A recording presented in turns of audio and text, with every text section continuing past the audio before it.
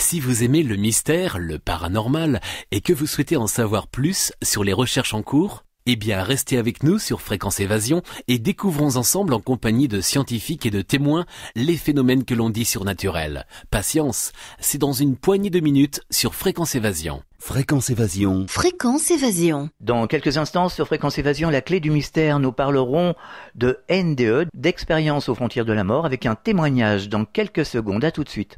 Chaque jour, sur Fréquence Évasion Radio, recherche, ovni, paranormal, faits de société, protection de l'environnement et les rendez-vous avec vos stars préférées dans Paroles de Stars. Fréquence Évasion, c'est également la voix des sudistes en Principauté de Monaco et dans le Grand Sud. Fréquence Évasion Radio, dites-nous tout. Dites-nous tout. Dites-nous tout. Fréquence Évasion. Fréquence Évasion. Dominique Jamoret, bonjour et merci d'être avec nous. Oui, bonjour.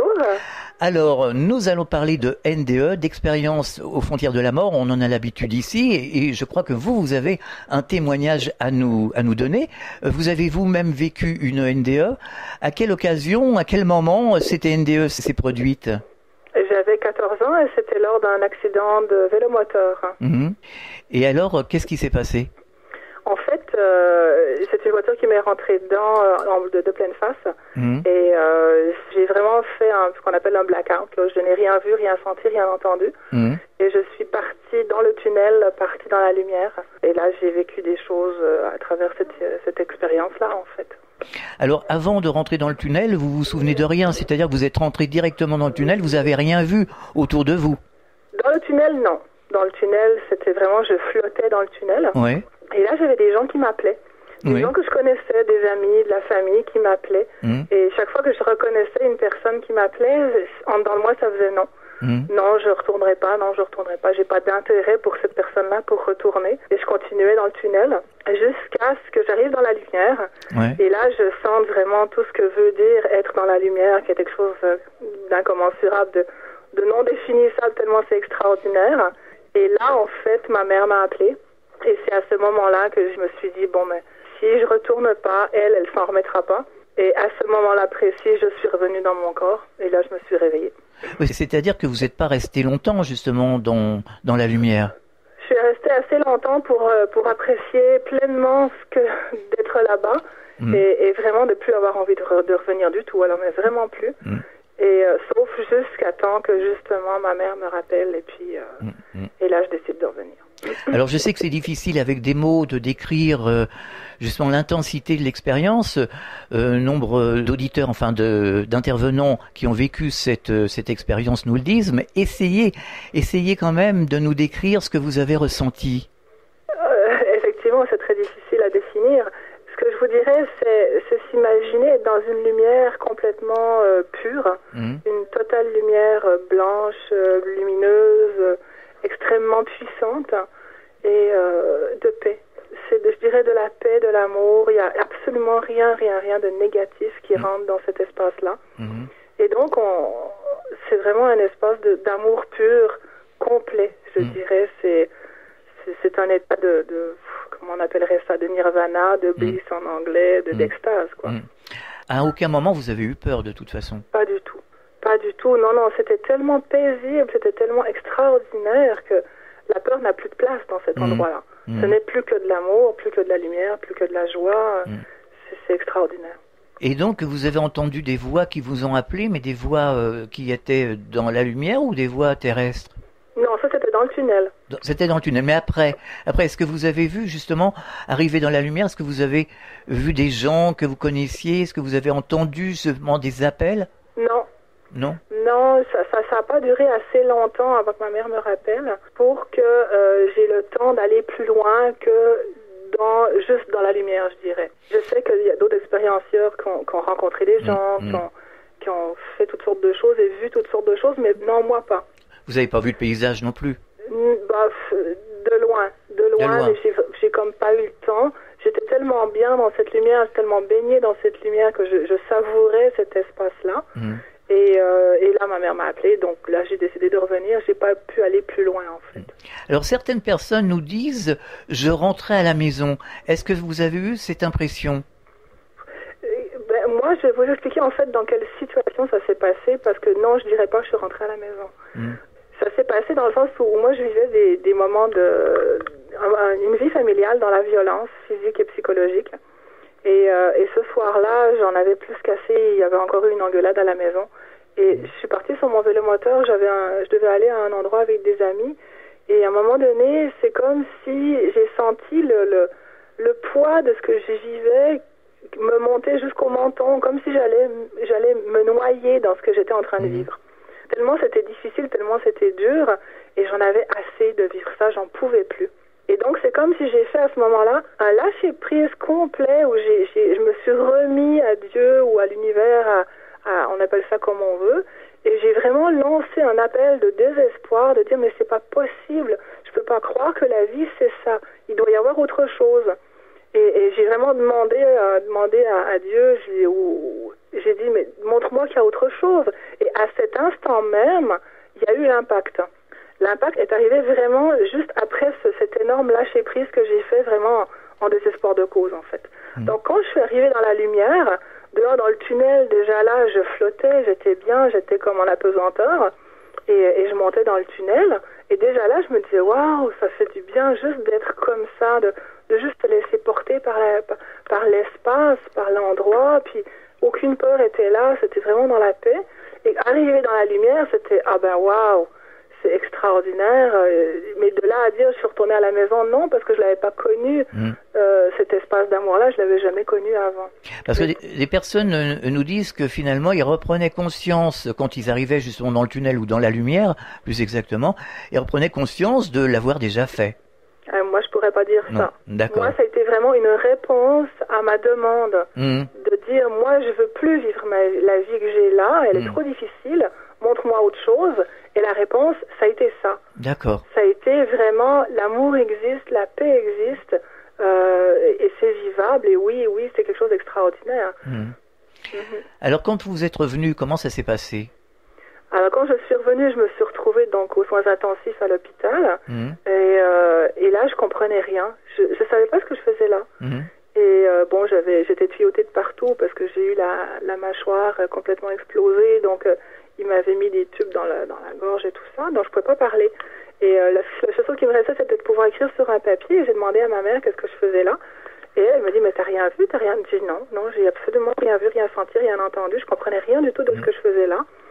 Et elle m'a donc expliqué que j'avais eu un accident et tout ça. Et donc, je suis restée 2 semaines à l'hôpital. Je suis retournée à la maison après, en convalescence, pendant 4 mois. Et là, le retour à la maison, en fait, et même après l'accident, j'étais dans un état complètement différent. J'étais complètement dans l'amour, j'étais comme en lumière en permanence. Je flottais dans un espace de bien-être. Et qui était assez surprenant d'ailleurs, qui a fait que pendant tout le temps où j'étais à la maison en convalescence, j'avais l'impression que c'était moi qui mettais le soleil dans la maison, que c'était moi qui mettais la joie dans la maison, que ça se faisait tout seul, ça s'engueulait plus, les gens se parlaient gentiment, la vie était complètement différente après. Et quand je suis retournée à l'école, par contre, 4 mois plus tard, là j'ai eu un choc, le choc du retour dans la société. Et là je suis revenue sur Terre, je dirais entre guillemets là. Et là ça a été difficile de réintégrer parce que je dis mais qu'est-ce que je viens de vivre là, mais c'était tellement extraordinaire, c'était paisible, c'était chouette, le monde était content, on avait une belle ambiance dans la maison, les amis et tout. Et donc là ça a été difficile quand je suis retournée à l'école après. Et est-ce que cette expérience a changé votre vie? Complètement, totalement, parce que d'avoir eu ce message d'amour-là, c'est ça qui m'a ensuite, tout au long de ma vie, porté. Sinon, par rapport à ce que j'ai vécu, parce que bon, ça s'est pas arrêté là, la violence, dans ce que je vivais à la maison. Si j'avais pas vécu ça, j'aurais rien eu où m'accrocher quelque part. Bah oui, je me doute, oui. Voilà. Donc en fait, souvent je disais, j'ai eu une vie quand même très difficile jusqu'à l'âge de 50 ans, parce que c'est pas évident d'avoir grandi là-dedans, puis d'arriver ensuite pour essayer toujours de... Ma mission de vie a toujours été d'amener de l'amour quelque part, de partager des belles choses, de faire en sorte que les gens soient heureux. Je me suis vraiment donné toute ma vie pour les autres. Et puis, à un moment donné, j'ai réalisé que je m'occupais pas trop de moi là-dedans non plus. Donc, ça a été de réaliser oui, mais pour moi, là-dedans, où est-ce que je suis? Et la réponse a toujours été, mais cet amour-là, je veux le vivre quelque part. Cet espace d'amour-là incroyable. Et je l'ai retrouvé. Pas à 100%, mais je l'ai retrouvé dans des espaces de méditation. On marque une pause, on revient dans quelques instants. Réactualisez régulièrement toutes vos applications iPhone et Android sur les sites de Fréquence Évasion Radio et Monte Carlo Azur. fréquenceévasion.com, fréquenceévasion2.com et montecarloazur.com. Fréquence Évasion. Fréquence Évasion. Nous sommes de retour, nous sommes toujours dans la clé du mystère, nous parlons de NDE, d'expérience aux frontières de la mort. Avant d'avoir vécu l'expérience, est-ce que vous connaissiez ce phénomène des NDE? Absolument pas. Vous avez découvert les choses comme ça? Absolument pas, sauf qu'à l'âge de 6 ans, j'ai failli me noyer. Et là encore, à l'âge de 6 ans, je suis allée dans la lumière, mais très rapidement. Furtivement, oui. Très rapidement, assez pour flotter, pour me sentir extrêmement bien. Et là encore, à ce moment-là, à l'âge de 6 ans, je me voyais partir. Là, je savais que je partais. Et là, c'est comme ma conscience a dit, bah si tu pars, maman s'en remettra pas. Ouais. Alors là encore, je suis revenue pour elle. Mais j'avais déjà cette conscience-là très jeune. Oui. Que moi, l'amour, il y avait quelque chose de profond qui était là. L'amour était présent. Et je comprenais pas pourquoi tout le monde s'engueulait, se tapait sur la tête. Je comprenais pas ça. Pour moi, l'amour était tellement présent, important. Pourquoi les gens ne peuvent pas vivre en s'aimant? Ça, c'est sûr, oui. C'était depuis toute petite, j'ai été comme ça. Est-ce qu'en revenant justement ici, sur Terre, vous avez fait des recherches justement par rapport à toutes ces expériences, au NDE, à la vie après la vie? Exactement. Alors moi, j'ai eu l'accident le 2 octobre 76. Et c'est le temps, c'est le mois où est sorti en français le livre de Raymond Moody, La vie après la vie. Et en fait, ça s'est passé en synchronicité vraiment très spéciale parce que je suis sortie des soins intensifs au bout d'une semaine. Et là, ma mère, parce que je lisais beaucoup de livres à ce moment-là, ma mère m'amène le catalogue des derniers livres sortis à la librairie. Et dans ce catalogue-là, je tourne les pages et je pointe un bouquin. Et je dis, maman, c'est celui-là, je referme le catalogue et je lui donne. Et c'était le livre de La vie après la vie de Moody. Et donc, elle m'a pas posé de questions. Le lendemain, elle m'a amené le bouquin, je l'ai lu, j'ai su ce que j'avais vécu, mais elle ne m'a jamais posé de questions. Et je n'ai jamais pu en parler non plus parce que j'étais dans une famille de médecins, d'infirmières, de scientifiques. Donc, c'était impossible de parler de ces choses-là à ce moment-là. C'est vrai que le livre de Raymond Moody a aidé plus d'une personne. Hein. Oui, ça a vraiment donné. Moi, ça m'a tout de suite donné la réponse. Ah bon, oui. Quand on prend le livre, moi j'étais dans un magasin, c'est pareil, j'étais dans un magasin, j'ai trouvé le livre parce que je travaillais en librairie. Et quand j'ai vu ça, je suis parti tout de suite dans la réserve et j'ai dit, oh là là, c'est quoi ça? Et j'ai lu un paragraphe, j'ai tout de suite compris. C'est pour ça que je me dis, je m'étonne toujours que des décennies après, il y a toujours des gens qui disent, est-ce que c'est le cerveau? Est-ce que c'est ci? Est-ce que c'est ça? Non, ce livre était très explicite. Exactement, et moi, ça m'a tout de suite expliqué ce que j'avais vécu. Par contre, comment faire pour aller l'expliquer à quelqu'un autour de moi? À un moment donné, je me suis permis d'en parler à ma mère qui était infirmière. Et je dis, bon, j'ai vu de la lumière et tout. Puis elle a ramené ça en disant, ça devait être la lumière du cialytique sur la table d'opération. Oui, c'est ce que certains disent. Voilà. Alors ça s'est arrêté là. Bah, c'est bien des années plus tard que j'ai pu en parler avec elle. Bah c'est sûr, qu'est-ce que vous voulez dire de plus, hein? Voilà. Alors, pour les auditeurs justement qui ont peur justement qu'il n'y ait rien après, est-ce que vous pouvez dire que c'est la preuve absolue, hein, votre expérience, que la vie continue? La vie continue complètement, hein, tout à fait. Ce que je dis toujours, la mort est une nouvelle vie. Oui. C'est une autre vie, mais c'est notre vie, et je dirais c'est notre vie dans notre pure essence. Voilà, c'est ça, ouais. Et c'est ça qui est extraordinaire. Comme disait Nicole Dron, elle disait c'est la vie dans sa pure essence, mais la mort c'est une renaissance. D'une certaine façon, oui. Oui. Aujourd'hui, est-ce que vous auriez un message adressé aux auditeurs justement par rapport à cette expérience que vous avez vécue et à l'expérience que vivent nombre de personnes? Le message va toujours être le même, c'est de croire en la vie, de croire en l'amour, de croire en la paix et d'aller toujours vers ça. Hein. Je pense que c'est le but, mais ça c'est le but de tout le monde. Je dirais la seule chose, c'est la chance qu'on a d'avoir vécu ce moment-là. Ça nous donne encore plus confiance que oui, c'est vrai et que oui, ça existe. C'est ça, je dirais, qui moi, m'a toujours porté. Hein. Ça m'a toujours porté dans ma vie. Ça me porte toujours. C'est le message que je transmets à tous les gens avec qui je fais des stages, de toujours croire en la vie, parce qu'il y a autre chose que ces moments négatifs qu'on vit des fois dans la vie qui est difficile. Oui, c'est très difficile, oui. Mais si on arrive en anglais, on dit switcher, à changer son point de vue de 180 degrés, on peut voir la situation négative, on peut la voir en positif. Et donc, c'est d'arriver à changer j'ai des mots en anglais, c'est du Québec, là, mais j'essaie de vous les traduire en français. C'est cette façon de penser, en fait, ce minding, de vraiment ne pas se laisser envahir par les choses négatives, par les pensées négatives, les sentiments négatifs, mais de toujours rester connecté à cette pureté d'amour, à cette paix qui existe au fond de nous, qui est profondément en nous. Hein. Certains intervenants reviennent avec des possibilités. Est-ce que ça a été votre cas? Qu'est-ce que vous entendez par possibilité? Il y en a qui deviennent clairvoyants, il y en a d'autres qui sont beaucoup plus sensibles, il y en a d'autres qui perçoivent certaines choses. Enfin, ils ont des possibilités finalement qu'ils n'avaient pas avant d'avoir fait l'expérience. Je ne sais pas si j'avais des possibilités avant ou après. Tout ce que je peux dire, c'est qu'après, il y a des choses qui sont devenues plus claires. J'étais de toute façon, moi, une enfant hypersensible. Les enfants doués hypersensibles. Je sentais déjà beaucoup de choses jeune, mais comme on était dans une famille de scientifiques, je n'étais pas portée à découvrir tout ça. Par contre, quand je suis revenue de ce voyage-là, j'avais des croyances très claires qui sont aujourd'hui des croyances de base qu'on travaille en spiritualité, en psychothérapie, qui étaient par exemple que on est Dieu, on est tous des parties de Dieu, on est Dieu, que je suis 100% responsable de tout ce que j'attire dans ma vie. Des choses comme ça, et j'avais 14 ans, alors pour moi c'était comme difficile de partager ça avec des gens autour de moi.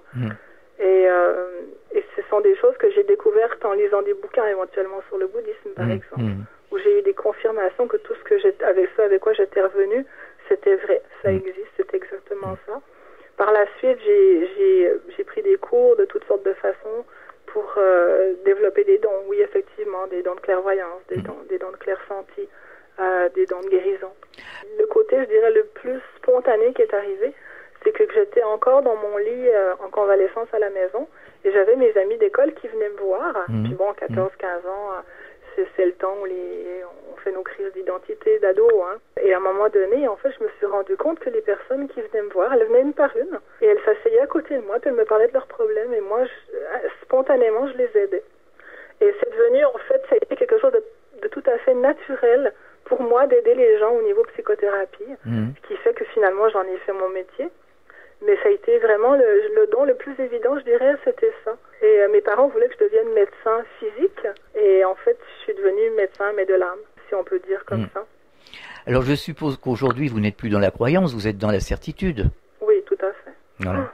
Est-ce que vous donnez des conférences? Est-ce que vous faites des ateliers? Est-ce que vous avez l'intention d'écrire un livre, peut-être, pour apporter un témoignage? J'écris des articles depuis 10 ans sur mes blogs.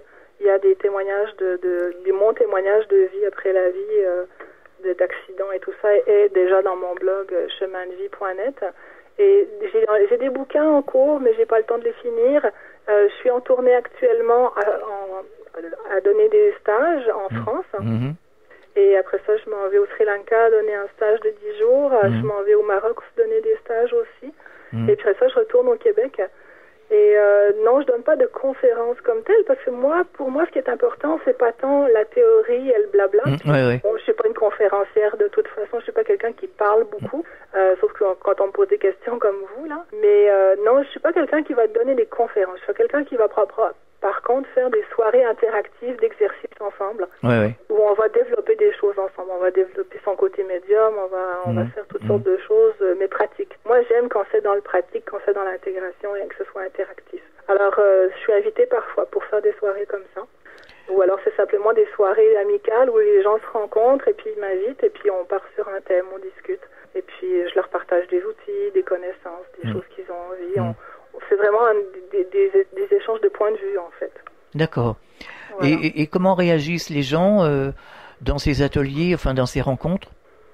Dans ces ateliers, je parle pas forcément de la mort, je leur partage mon expérience de vie, de mort imminente, mais tout ce qui est venu de cette expérience-là est ce que je suis aujourd'hui par rapport à tout le cheminement que j'ai fait. Donc ce que je partage dans mes ateliers, c'est plusieurs types de techniques, plusieurs types d'exercices et de connaissances. Et le principe est d'aller vraiment toucher son cœur, toucher à l'intérieur de soi qui on est vraiment. Et voir pourquoi dans sa vie on coince, pourquoi on n'arrive pas à avancer. Qu'est-ce qui nous empêche, c'est quoi les croyances qu'on a imprimées depuis tout petit qui nous empêchent d'avancer. Et vraiment voir de l'autre côté, il y a le côté psychothérapie où on va voir le passé pour le nettoyer. Et ça, c'est une chose, mais moi, je vais plus aller voir dans l'autre sens, aller voir, mais vers quoi on veut aller? Pourquoi on n'est pas capable d'y aller? Alors, en allant vraiment voir vers l'avant, automatiquement, on s'arrête sur les barrières, les freins que la vie nous porte. Et c'est ça qui fait qu'au fur et à mesure du travail du week-end, on décroche des croyances, on décroche des choses, on guérit des blessures et puis finalement on s'ouvre de plus en plus à son cœur, à soi, pour aller vers l'avant. Est-ce qu'on peut vous retrouver sur Internet? Tout à fait, il y a plusieurs sites web et blogs que j'ai, mais pour les stages, c'est omaction.net. Mon blog principal depuis 10 ans, c'est chemindevie.net. Et il y a un blog de pensées inspirantes quotidiennes où les gens peuvent s'abonner pour recevoir une petite pensée. C'est penséeinspirantes.net, je crois. Merci Dominique d'avoir partagé ce moment avec nous, cette expérience. Bon courage pour la suite et à très bientôt. Merci beaucoup et merci pour l'invitation. Voilà, au revoir. Au revoir. Fréquence Évasion.